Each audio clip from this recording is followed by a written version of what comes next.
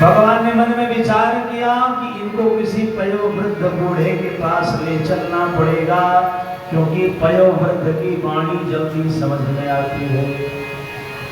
सोई भगवान को याद आया कि महाभारत युद्ध से पहले हमने भीष्म बाबा को वचन दिया था कि आपके अंतिम समय पे मैं दर्शन दूंगा और सो कार्य पूरा हो जाएगा और महाराज युधिष्ठिर को ज्ञान भी मिल जाएगा। सोई पहुंच गए महाराज, प्रातःकाल पांडवों को लिया कुरुक्षेत्र के मैदान पहुंच गए। इधर भीष्म बाबा सरसैया पर पड़े हुए हैं,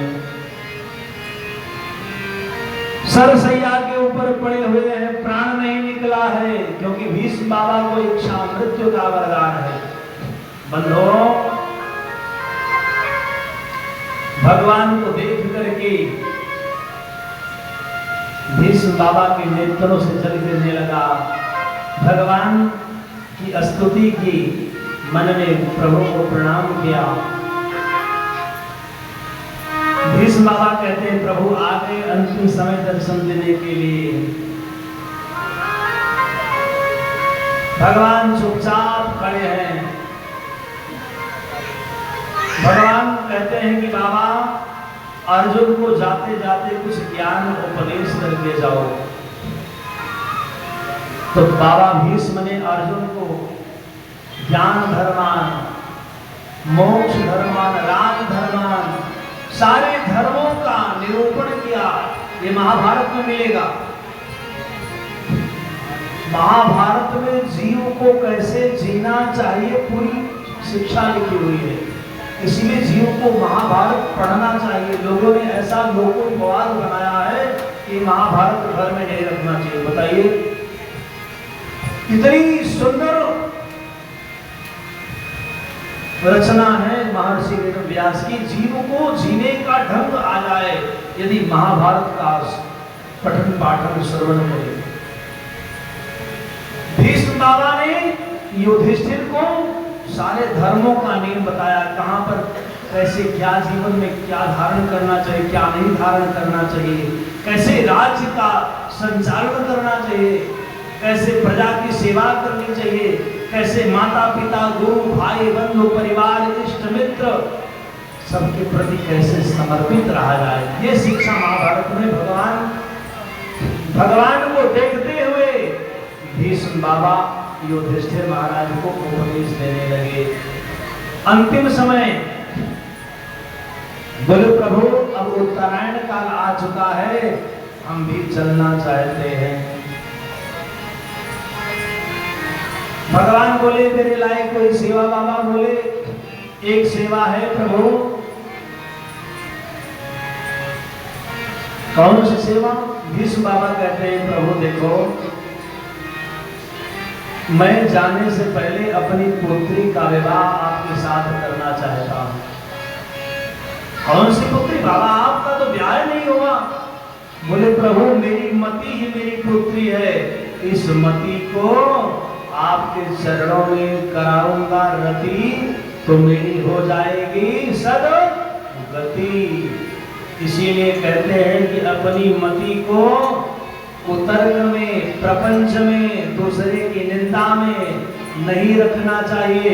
अपनी मति को भगवान की कथा में, भगवान की भजन में समर्पित करना चाहिए।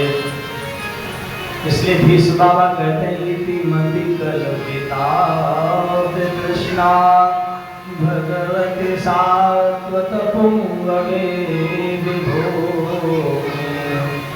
स्वसुखमुपागत क्वचित् हरतो प्रकृतमुपेयुष यगप्रवाह। हे प्रभु मैं अपनी मति को आपके चरणों में समर्पित करता हूँ। ऐसा दिव्य अवसर। बोले प्रभु अब तो मैंने मति को समर्पित कर दिया, अब मैं भी आपके चरणों में समर्पित होने जा रहा हूँ। क्योंकि बड़े भाग्य से ऐसी मृत्यु भी मिलती है। कैसे? संत लोग गाया करते हैं जब प्राण तन से निकले गोविंद नाम ले